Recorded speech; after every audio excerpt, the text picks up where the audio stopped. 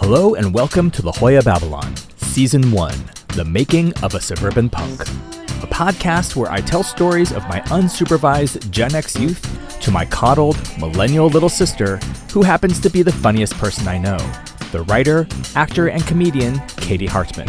I'm your host, Aaron Hartman.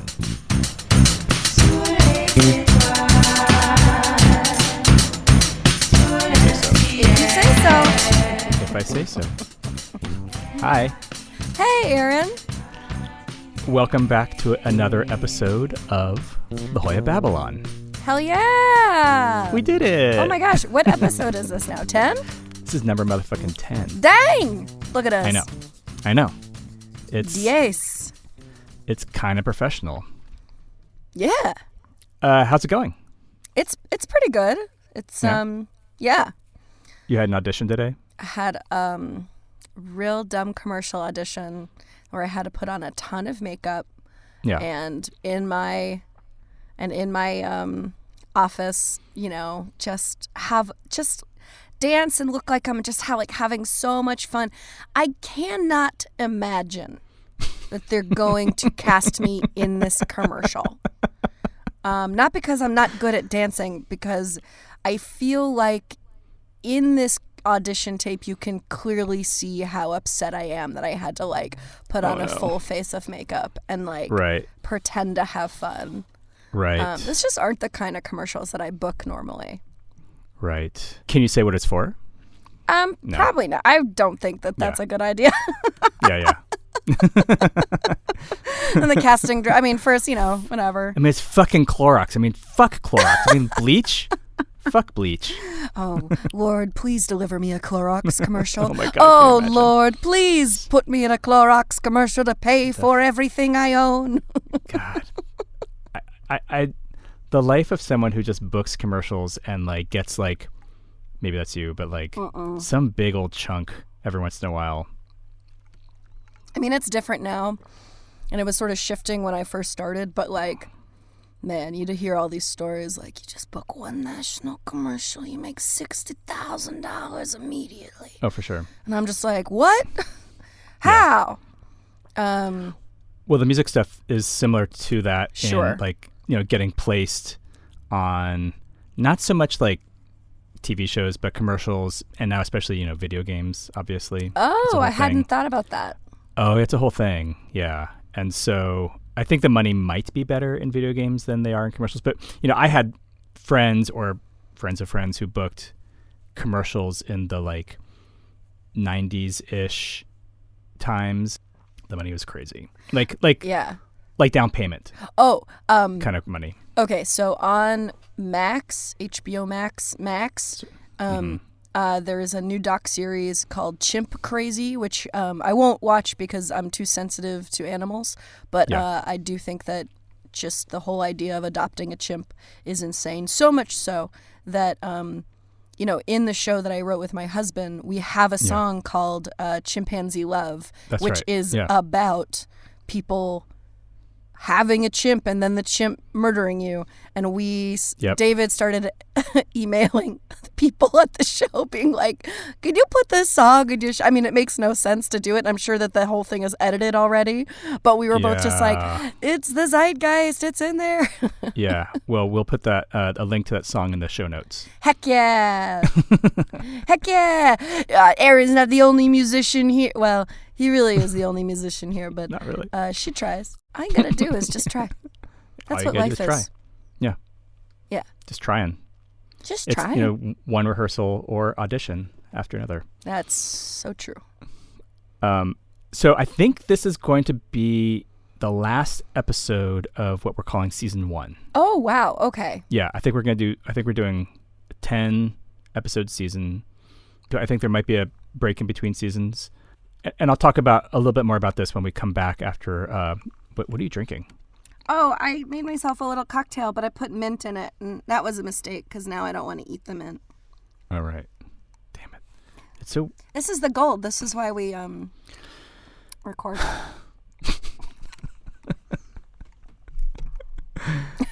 It's too early for me to drink, though, but I want to now. The first episode of season 2 we're going to have a guest on the show, which is someone who is a character has a character in this story. Great. And it's a friend of mine from high school who... Am I also going to be here? Yes. Okay. If you want to be. Yeah. I think it'd be more fun if you were here. Yeah. It'd also be better for me because I am legit scared about what's going to happen. Really? Yeah. I'll get more into it in the second half of the show. Great. Yeah. Can't wait. So you want to hear what we're about to listen to? Yes. How are you, though? Oh, me? How am I? Never mind.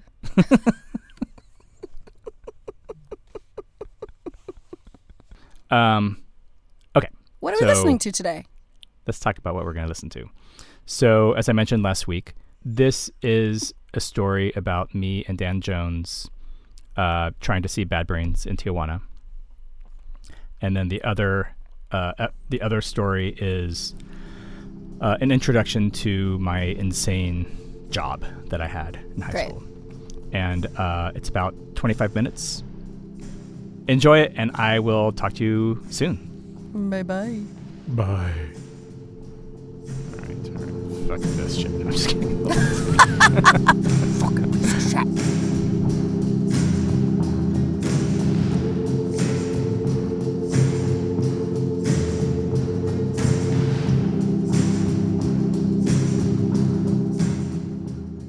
Worse brains. San Diego underground music had a bad reputation. I never understood why. The local shows I'd been to were thick with enthusiastic kids, just wanting something fast and loud. We all seemed nice.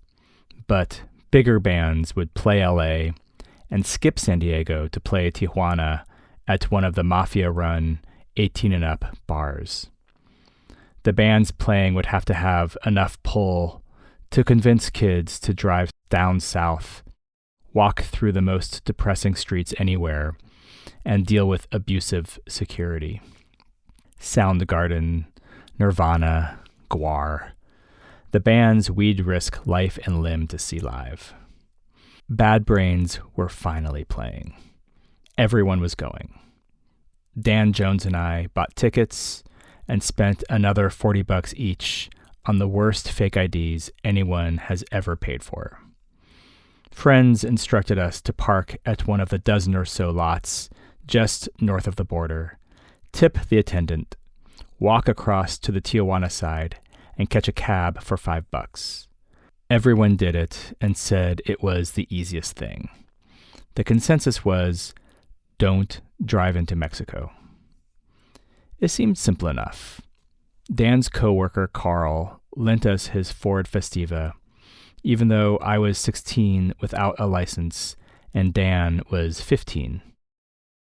Having more behind-the-wheel experience, Dan drove. Our dubious friend Charles recommended bringing a pack of cigarettes to test if the cop, who he was sure would harass us, would take bribes. If you offer him a smoke and he takes the whole pack, he explained, that's a signal that he wants money. We talked about worst-case scenarios and hid bills all over our bodies. The Tijuana border is only 25 miles from San Diego and comes up on you faster than you think. There are signs warning of an international border for miles in advance. There are dozens of ads for last U.S. parking, but Interstates 5 and 805 converge into 8 lanes of aggressive southbound traffic, and this was the last Saturday night of the summer. We watched the American parking lots fade as we breezed past into Mexico. Here's something embarrassing. 2 boys from San Diego with a combined total of 3 years of Spanish class, and we don't understand that the sign for El Centro means downtown. We thought perhaps it was a sign indicating a U-turn back to the United States, where there happens to be a city named El Centro. but that El Centro sits more than 100 miles east of where we were at that moment. There were one-way streets with two-way traffic. There were children driving motorcycles and truckers everywhere who seemed to lack the patience to allow two nice boys from across the border the time and space they might need to get their bearings. So when the cop rode up alongside us, smiling, pointing for us to pull over, it was almost a relief. Almost. The officer walked towards us slowly and squatted down to the driver's side window. Without a word, he reached in and started fondling the steering column until he found the turn signal. He explained that we did not use it properly when changing lanes. He could have said we were doing anything wrong, but not signaling in downtown Tijuana. I noticed his wafting tequila breath from the passenger seat. "License, please." Dan Jones recited our agreed-upon line concocted for this exact situation. "I'm sorry, sir. My wallet was stolen." He sounded less nervous than he was, his Liberty spikes lightly brushing the ceiling of Carl's car. "Okay," the officer started deliberately. "Leave your car here. Go back to the States and get your license." He was looking at us to see if we were following his program. He continued, "Come back. You show it to me. I give your car back. No problem." All of a sudden, we were losing Carl's car. "Come," he ordered us. "Follow me to the station in your car. You will leave it there." Holy fuck. We were losing the car. Like falling off a cliff those seconds before impact. "Pardon." I looked at Dan Jones and tried to convince him telepathically not to speak any more Spanish. "Do you mind, per favor, what is the charge?" "I told you. You don't signal when you change lanes. It is very dangerous. You don't have license. Is illegal. Come." "And what's the cost of these charges? Cuánto?"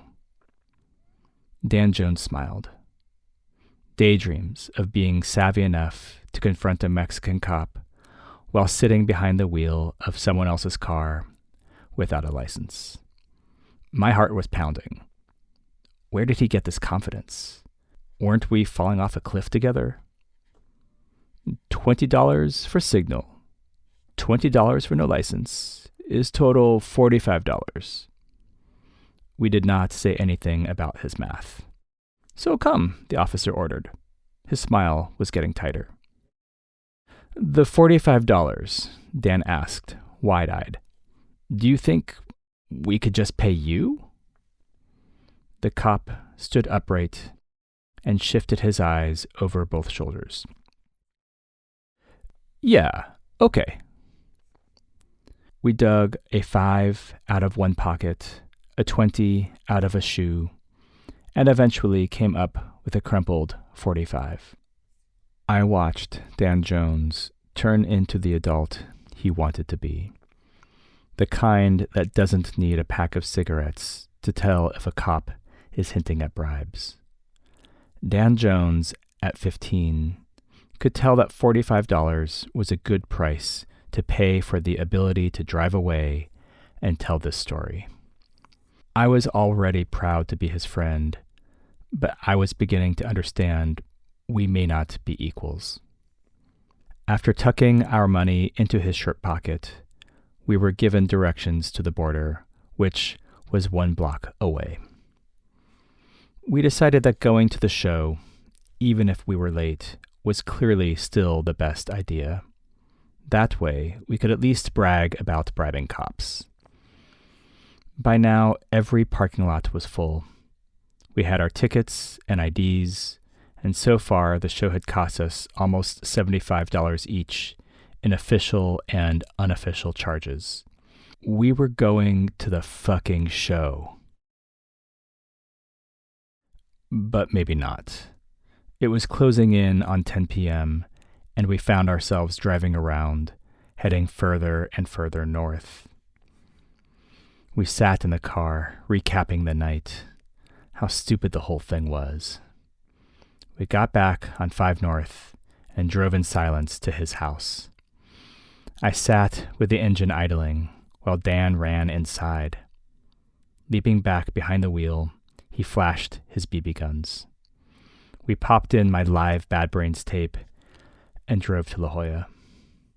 Without talking, we drove to the fanciest part of the fanciest neighborhood and started shooting at parked cars.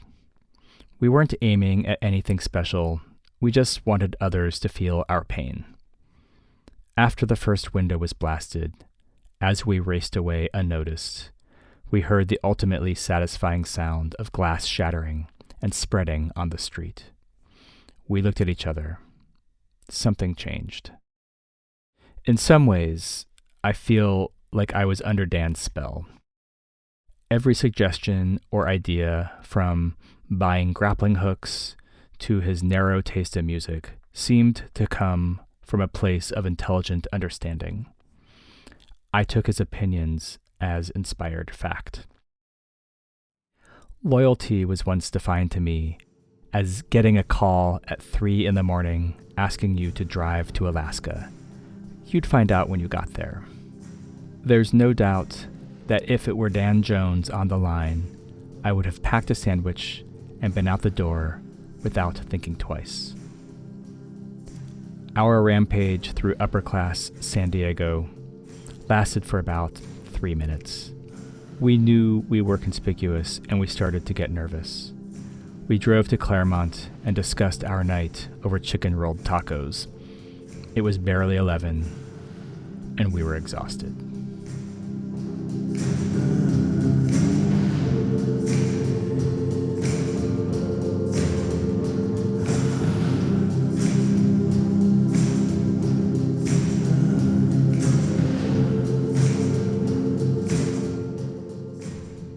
My second job.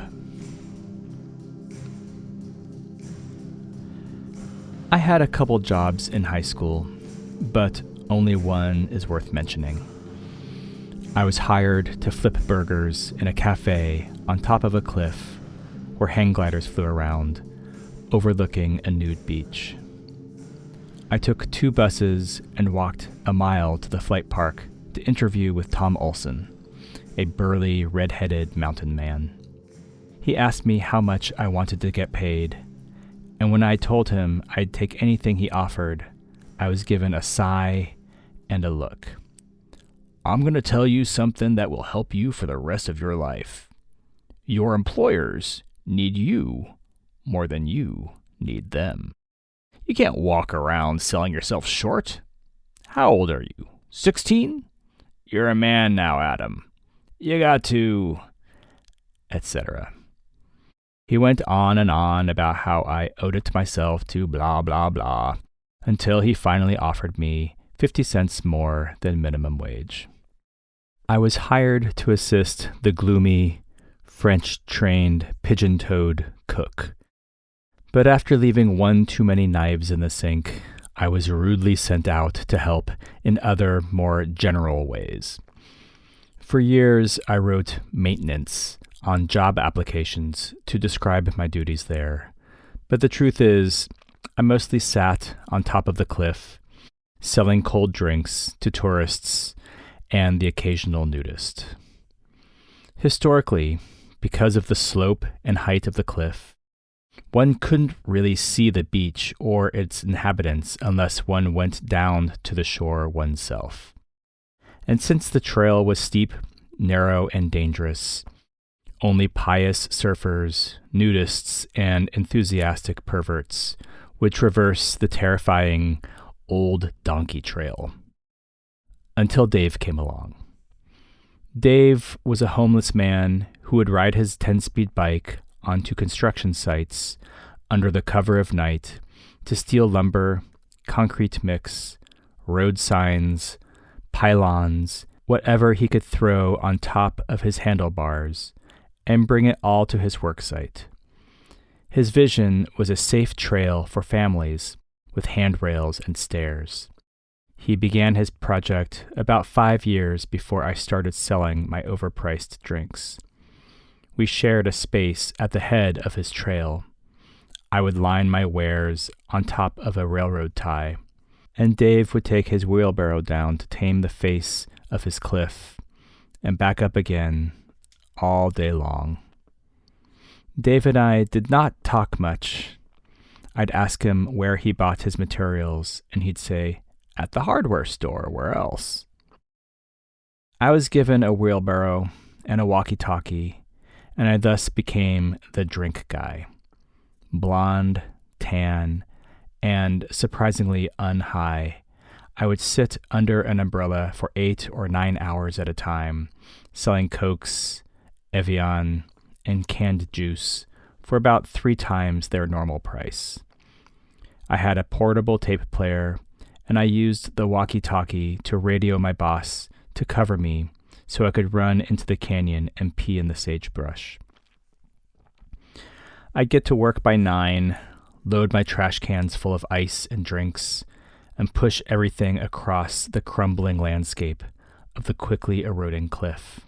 Then I would sit all day watching Dave mix his cement, trudging on to his destiny. The fragile plateau swept downward to my left towards the ocean, where it bent and curved, ending dramatically with a rusted chain which hung at knee level, a half-hearted attempt by the city to keep onlookers from walking off the 400-foot face. You could peer over the ledge and try to see the nudists, or watch the seagulls doing their Jonathan Livingston thing. Of course, there were the hang gliders constantly trolling along the coast, sometimes doing tricks, but mostly just sailing up and down. Part of the hang glider tandem tour was a soaring visit above several old cars and motorcycles that had been rusting empty for decades, lightly buried in the mountainside. As word spread about Dave's trail, the parking lot began to swell more every week, and I began to recognize some of the regulars. There was the red-faced man, about 50. He began to bring a young, attractive girl who wore a red bikini. They would hold hands. In his free hand, the red-faced man would have a bottle of water. In her free hand, she would lug a cooler so heavy it made her body sag into an unhappy triangle. One week, they passed me on their way down, and this girl, who was really only maybe a year or 2 older than myself, this girl holding hands with this guy, gave me a look. I'm pretty sure she opened her eyelids wide like, "Please help me." I thought I noticed that his grip on her hand was of the white knuckle variety. One Sunday morning, the red-faced man was alone for the first time, wearing his usual skimpy towel. He was alone, yet he was not alone. Around his neck, he had tied a yellow-haired sex doll. She was slightly deflated, so he could comfortably tie her legs into a granny knot under his chin. He nodded hello as he passed me. Just a guy going to the beach. Although not all the old-school nudists approved of my boss's capitalization of the recently easy-to-traverse trail, I slowly began to win some of them over. I was there every weekend, and with no diploma in sight, some weekdays. Bored and happy to give product away for the pleasure of their company, the regulars would sometimes give me a nodding, "Sup," which made me feel good. Even though I was there all the time, and they passed by me several times a week, I couldn't fathom that anyone would ever recognize me. I loved talking to the tourists and misguided thrill seekers. I was alone on top of this cliff, so if someone wanted to confess, brag, or contemplate, I was their bartender. A large man of some islander descent summited, coughing and wheezing. He bought and drank 2 Diet Cokes. Man, what a climb! Like many extra-large men, his voice was surprisingly high in timbre. He was wearing a gold bikini-style bathing suit. It was tight enough to clearly see the outline of his uncircumcised penis. I love being naked. It's just that, sometimes I have to throw a towel on, you know what I mean? What do you mean? I asked earnestly. Well, erections. Oh, I said. You know what I mean had been rhetorical. He looked at me for a while, then he left. No one stayed too long. My music was uninviting, and the railroad tie none too comfy. Beauty was abundant, and these guys were either coming from or going to a secluded mile of black sanded beach with literally dozens of naked men playing volleyball. Everyone was happy. There was this one guy, I always referred to him as my enemy. He hated me. He was maybe 60 and in terrific shape. I never saw him wear a shirt. His skin was brownish and freckly, and he had a bump on his face that looked as if a quail's egg had been implanted over his right eye.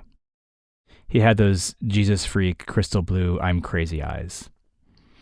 Usually, on his way to Dave's trail, he'd slow his pace as he passed me. He'd slow down, squint his eyes, and stare.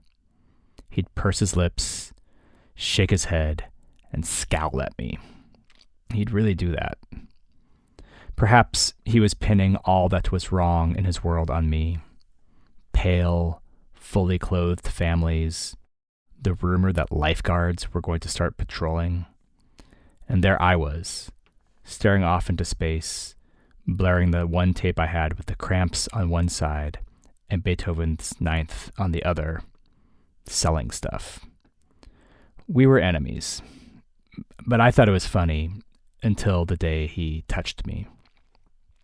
You get the scene. Hang gliders jumping off the cliff, a shack-like cafe type thing where Tom Olson worked, just to the north of me. Dave and his trail, me and my drinks. After a long day of sitting around, I was walking back to the Flight Park office to return my trash cans and their contents.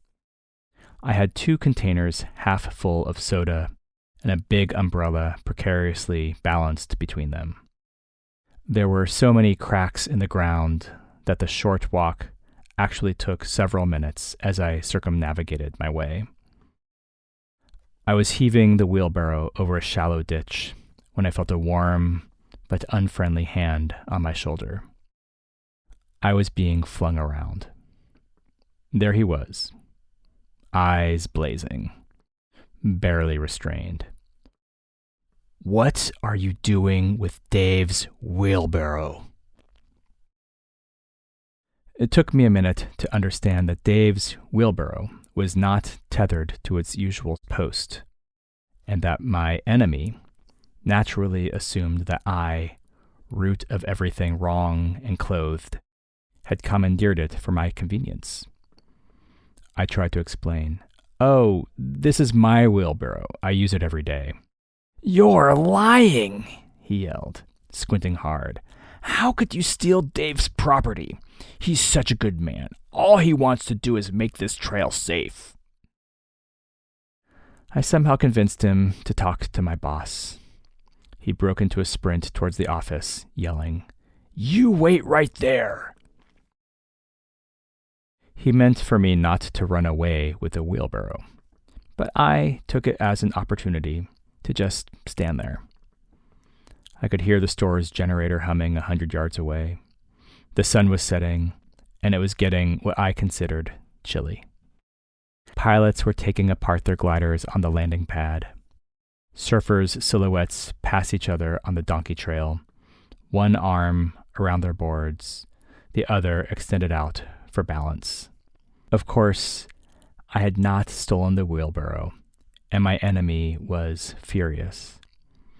After that day, whenever he passed by, his glare became scarier and more desperate.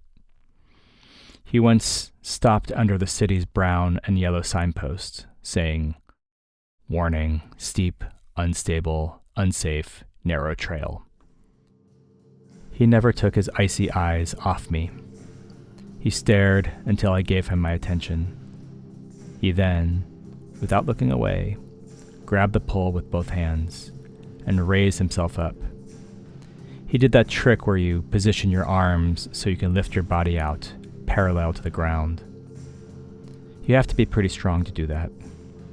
He raised his flag of defiance, slowly and deliberately, never breaking eye contact.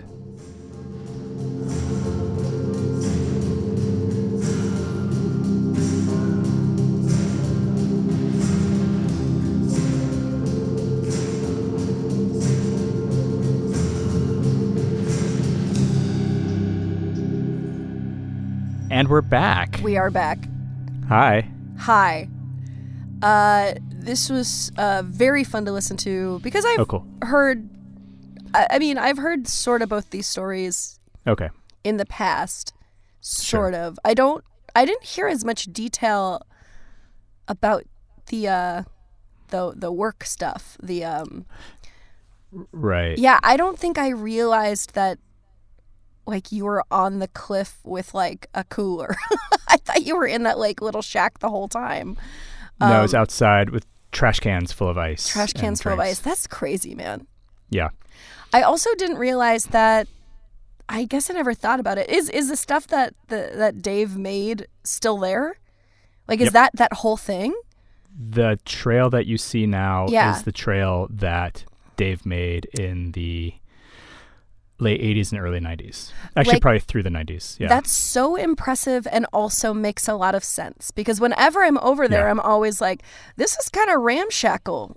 It is, yeah. I mean, I think that things have gotten, improved, and there's probably some official. some amount. I don't know about official. I don't know if the city wants to put their fingerprints on it because, like, if someone falls off the cliff, they have to deal with it or whatever. Yeah. But like, it's crazy because he really did that. I mean, he was like mixing cement, and then he would like go down and fucking pour footings for his weird like railings that was all stolen lumber from construction sites. Yeah, that's a real if you build it, they will come situation. Yeah. That's like that's like a calling. No one was asking him to do it. He was just doing it. Yeah. I thank him for it. That's very nice. Yeah, because that other trail to go down to the beach, people are still doing it. It was crazy because we were just there, a few weeks ago, and these surfers were still going down that trail, and they're doing it barefoot, and it's like, and it really is just like a, 12-inch little path down this super crumbly face of this cliff. It's so weird. Yeah, it's so scary. Yeah, the donkey trail is way cooler than the actual, tourist version. Yeah. Holy shit. Yeah. But anyway, yes. I think I talk more about that job in later. Oh no, in a few chapters from now, I go back to the job where something fucking insane happens to me. Okay. I mean, I don't think when I've heard that Tijuana story before, I don't think I realized that you were 16, he was 15, and that you did not have a driver's license. I also don't think you ever told me you were driving someone else's car. Oh yeah. Which is that's a big deal. Yeah. Like, I was listening to it and like I was just like, oh boy, everyone's gonna get in so much trouble.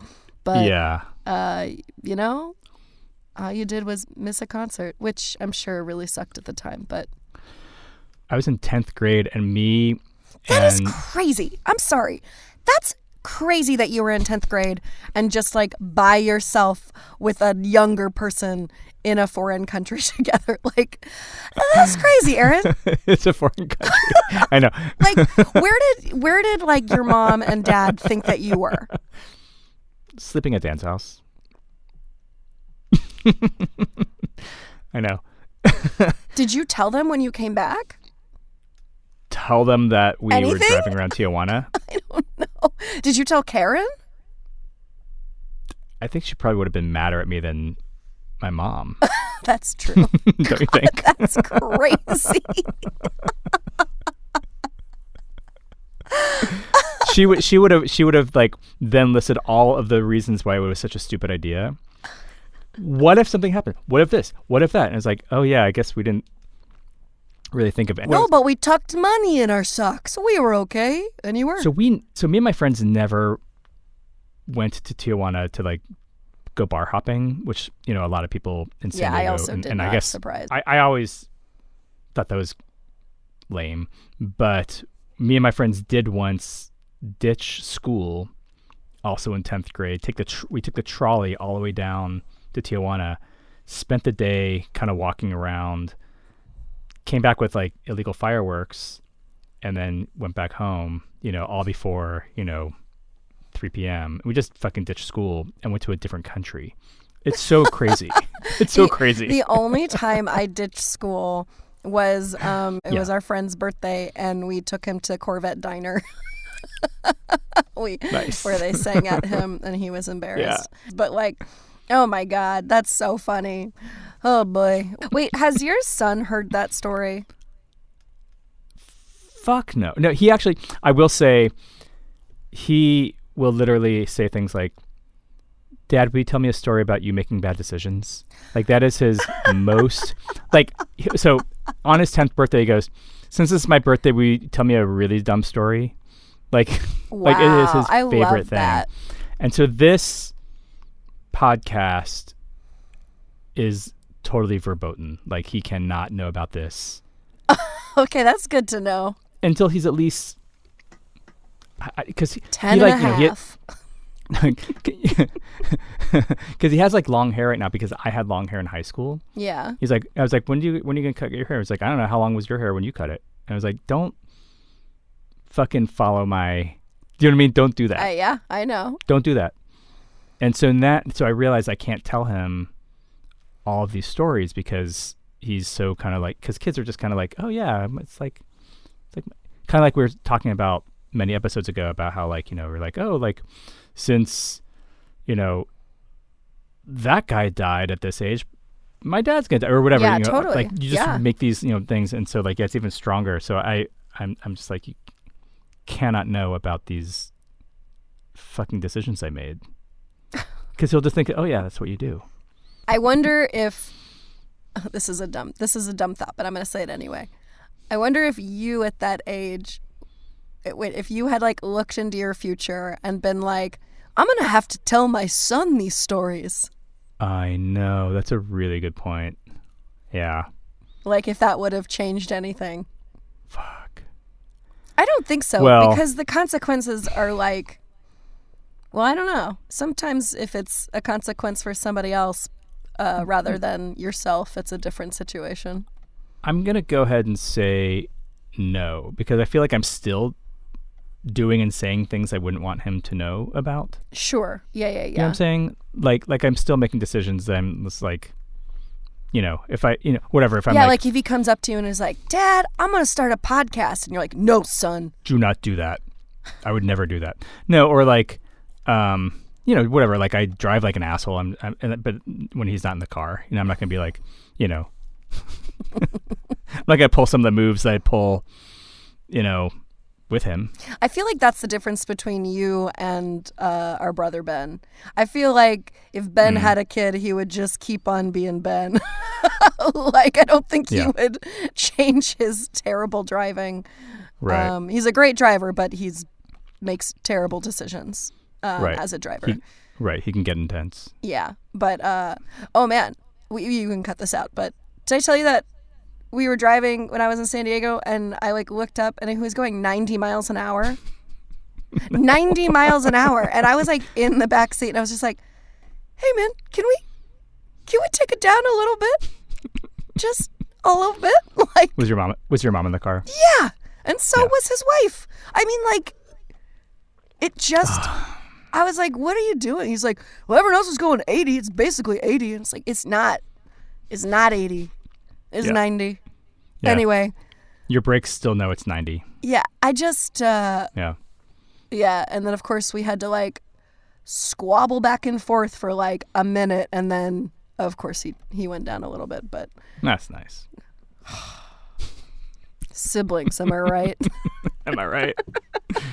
Can't live with him, can't shoot him. And he doesn't know how to use the internet very well, so we're all in the clear for that. In fact, we could just talk shit about him the whole podcast. That's season 2. Great. Can't wait. Well, can we talk about season 2 for a second? Speaking of season 2. Okay.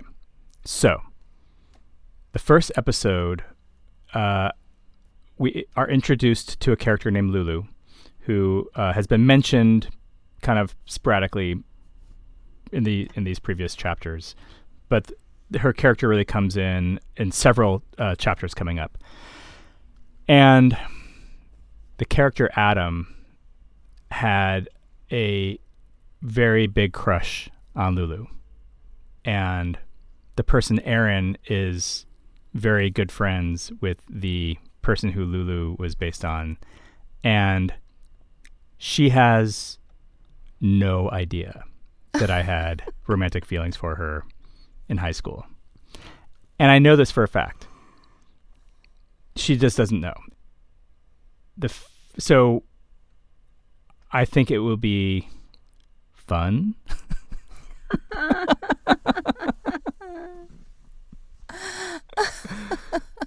I mean, like, so it's like... Wait, complete the sentence. You think it'll be fun to... Okay. So basically... Okay, without the pad... Like, I'm happy to die without having my friend know that I had romantic feelings for her in high school. There's no reason for... like, whatever. We're both... I have, like, never, like... actually thought about like her, like I never, like, she wasn't like a subject of fantasy or anything for me. Shut up, Katie. It's just so funny that this was so long ago. No. So long ago. I know, so long ago. But the feeling of like, oh fuck, what if she finds out that I had a crush on her is still like looms so large. I know. Well, you hear about, like, I remember my mom dating at fucking 72, and she's just like a fucking schoolgirl. She's like, I don't know, he seems kind of nice, but then again, I mean, like, and then like going through like all the things that she would have, I'm sure the exact words she would have said when she was 13. Oh my God. Do you know what I mean? Yeah. So but anyway, so like, like I said, we're both married. I have zero, like, you don't have to convince me. I'm not. I know, but just the fucking idea of, like, so what I'm going to do, I'm going to bring her on with you and have her listen to the chapters in which it is revealed that the character Adam had a crush on her. And then I'm just going to fucking deal with it. And then in later chapter... You're not like... talking about like thinking about her and like jerking off or anything, right? I mean, that's like, is that no. Okay, there you go. That's okay. No. In fact, I say at one point, without giving too much away, I didn't think about her sexually. I never fantasized about her sexually because it was so much deeper than that. Yes, well, what a puss. Just kidding. I'm just kidding. It's very sweet. I know. It's very sweet. No, I'm really fucked. It's so nerdy and sweet. So, but then there are actual later chapters where I like do this really shitty, passive aggressive, half-hearted attempt to break her and her boyfriend up. It's so lame. Like it's so lame. And I am... Didn't you try to do that before? Oh, with Jim Davidson and... Yeah. Yeah. Pattern. Wow, look at that. Okay. Listen, we're just like learning about ourselves. You know what I mean? I hate this so much. And I don't know why I'm doing this. Wait, I yeah, don't, you do. listen, So we're no, ending I don't season. listen. I don't need attention. I'm not someone who like is like starving for attention. I don't need this. I don't need to fucking tell the world like how I like felt when I was fucking Aaron, 15. I do need attention, but I would I know. hate to be in this position. Like, I like to like wear fake shitty underwear on stage and have people laugh. If somebody was like, who did you have a crush on in 8th grade? I'd be like, you shut your mouth. That's not your business. You shut the fuck up. Yeah. Well, I can't wait. Hey, here's to season 1. Go. Oh, I was gonna. Yeah. Keep going that direction. There we go. No, down, up, down. Well, I was not shaking hands. I was holding. I was toasting. Oh, okay. But I don't have a thing in my. I thought we were shaking hands. All right, here. Cheers. Hey, cheers. We did it. That didn't work. Okay, now I gotta stop because I'm low battery and I don't want this to disappear. Okay. This was awesome. Can't wait for next time. Proud of you. Thank you. This has been the most fun I've had in so long. And we'll figure out when season 2 starts and we'll let everyone know. Yeah. All right. Thanks. Bye. I love you. I love you. Bye. Man, what a climb. Thank you so much for listening. If you like what you heard, please tell a friend and subscribe. Your 5-star rating will help others find this fucking podcast. Please check out the show notes for links to Katie's comedy and a full transcript of the show. La Jolla Babylon Season 1, The Making of a Suburban Punk, was written, produced, and edited by Aaron Hartman. With music by Aaron Hartman. Co-piloted by Katie Hartman. Presented in association with Ruinous Media. To hear more episodes of this show or other Ruinous Media podcasts, please go to ruinousmedia.com or wherever you get your podcasts.